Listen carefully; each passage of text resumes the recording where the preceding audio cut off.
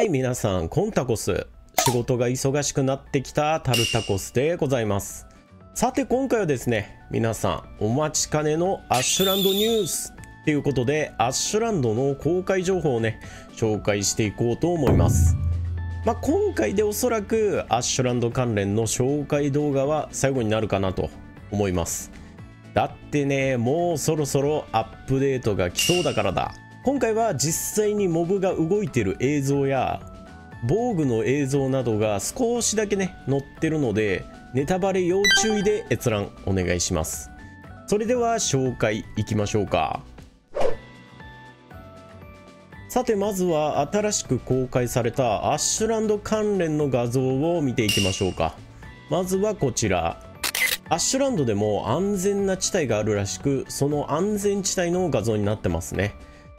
前回の画像と見比べると、地獄の雰囲気はなく安らぎの場所って感じがしますね。アッシュランドでは要塞タイムというね、何やら恐ろしいイベントがあるとのことなので、そのイベントから逃げられる場所がこの場所なのかもしれないですね。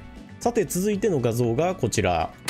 とあるモブの死骸ですね。公式によると、アッシュランドは生物にとっても過酷な環境であるため、出くわすこともあるみたいっていうことですね。慎重に行動するようにっていう感じで説明があったので、近くにもしかしたら強いモブでもいるんじゃないでしょうか。そしてこの死骸を使って作れるクラフトがですね、こちらです。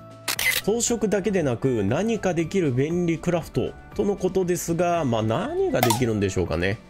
エンシュラウデッドにある魔法のチェストのようにチェストにあるアイテムでクラフトできたりしたら嬉しいですね。そして公式のトーク動画から実際のアッシュランドの風景動画、こちらもね公開されてるので少しだけ見てみましょうか。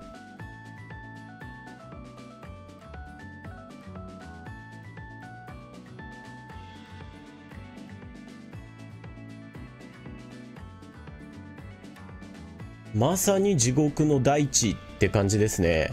見ただけで難しそうな雰囲気。しかしタコスなら大丈夫でしょう、多分。さて、続いてモブ関連の紹介です。まずはこちらですね。フォーリン・バルキリーという名前のモブみたいですね。このモブの新しい画像がこんな感じです。この画像が本気を出したモードかは分かりませんが、なんかまがまがしいですね。説明によると、一瞬で死を迎えたくなければ空を舞う彼女の存在に目を光らせておきましょうってことです。一瞬で死ぬ？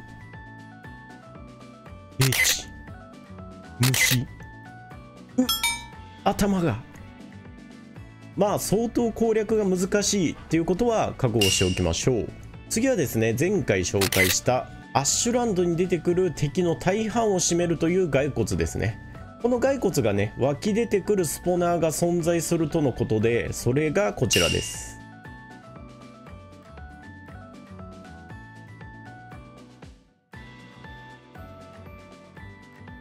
動画でもわかる通り、どんどん湧き出てますね。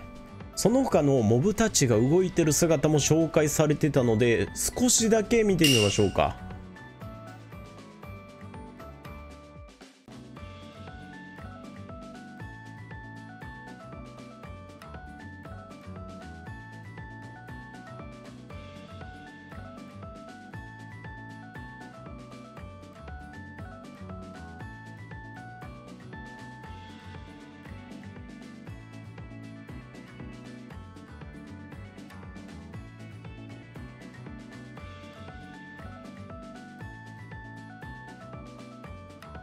はい、こんな感じですね。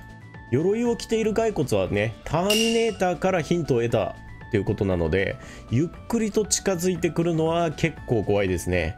他にも先ほど紹介したバルキリーや霧の地の上陸を邪魔するヘビとかのね、動く姿も少しだけ公開されてました。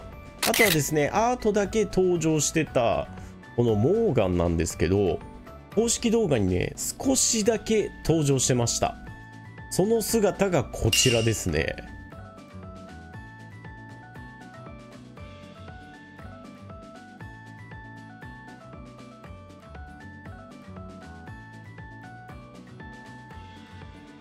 怖っ。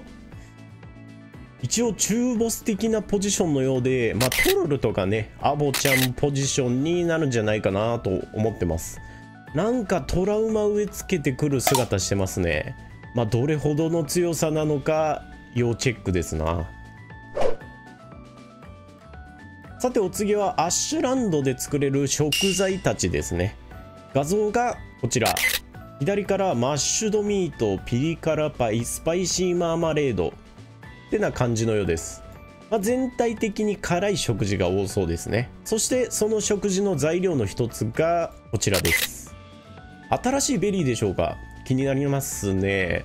まあ、クラウドベリーのようにまとまって取れればありがたいかなって感じです。次がですね、新しく栽培できるようになるブドウの木、これのね映像も公開されてます。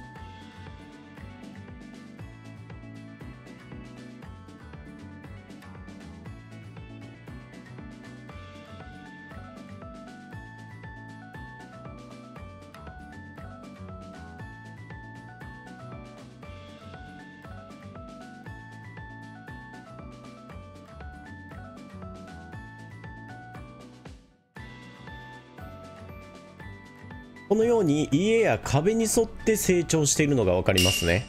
成長するとこんな感じになるようで、ブドウがね収穫できるようです。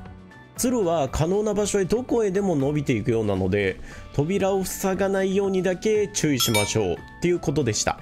まあ建築にもね使えそうな面白い仕様ですね。アッシュランドでしか育たないのか、その辺も気になりますね。さてさてお次は建築関連ですね。なんとアッシュランドでは50種類以上の建築パーツが追加とのことです。霧の地ではね35種類ほど建築パーツが追加されたんですけど、それをね上回る50種類以上の建築パーツが追加っていうことですね。いやー、建築の幅が広がりすぎて何でも作れちゃいそうですね。追加予定の建築クラフトではこのような木製の装飾窓とか斜めの網模様の床板などがね紹介されてました。他にどんな建築クラフトが追加されるのか、皆さん楽しみにしておきましょう。さてお次は武器と防具の紹介ですね。まずは武器に関して紹介していきましょう。まずはこちら、灰の地でね入手できる武器にはアップグレードの際にこの画像のようなね素材を使うことによってそれぞれの属性に特化した武器にアップグレード可能っていうことですね。赤は地属性、青は氷属性ですかね。そして緑は毒か風、どっちかですかね。今のところ紹介されてるのはこの3種類ですね。とりあえずかっこいいですね。自分のね好きな属性に合わせて強化できるのは面白いと思いますね。さらに新しい武器のオノモーションも公開されてます。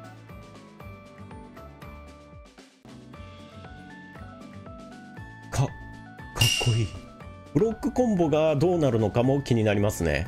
そして最後にですね、防具関連の情報になります。まずは前回ですね、魔法使い装備の画像を紹介しました。魔法使いもめちゃめちゃかっこいいんですけど、戦士の画像も超かっこよくなってます。それがこちらです。まさに最強ですね。いやーかっこいい。この姿になるのにいくつの困難が待ってるやら。防具の実際の動画も少しだけ紹介されてて、それがこちらですね。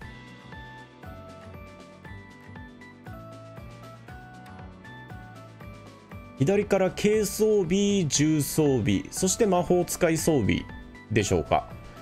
軽装備にスキルがついていたら嬉しいですね。さて以上が公開情報になります。皆さんいかがだったでしょうか。公開情報をね見ただけで興奮しているバイキングの方がほとんどだと思います。アップでもですね上半期までには来るんですけど、具体的な日にちはまだわからないですね。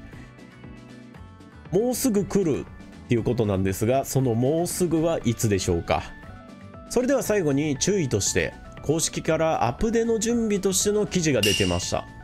こんな感じの記事なんですけど、前回の霧の地と同じようにアップデ前に立ち入ったところはアップデが反映されないとのことでした。以前のですね、霧の地のアップデの時は、アップデ前に立ち寄った霧の地は、霧がかかってなくて敵モブだけ湧いてるみたいな感じのね、アップデが反映されてない状況になるので、その現象と同じような扱いになるのかなと思います。また灰の地のね、アップデ以降は灰の地の周りが海で囲まれてしまうので、アッシュランド周辺に作った建築物とかあれば壊れてしまうので、皆さん要注意ですね。アッシュランドを攻略するために前線基地をね、アッシュランドの近くで建ててる方は少し手前のところで拠点を建てることをお勧めしますね。また灰の地をね、かなり探索してしまった方は新しいワールドを作った方がいいかもしれないです。難易度も調整できるので、新しいワールドでクイーンを攻略するのもそれほど今となっては難しくはないですね。もうすぐアップデートが来るアッシュランド、かなりの難易度が予想されるので、しっかりと準備して皆さんアッシュランドを待ちましょう。それでは次回の動画でお会いしましょう。バイバーイ。最後までご視聴いただきありがとうございます。そして私、歓喜いたしますので、ぜひぜひチャンネル登録の方やっていただけると嬉しいです。それでは今日はこの辺でお別れです。バイバーイ。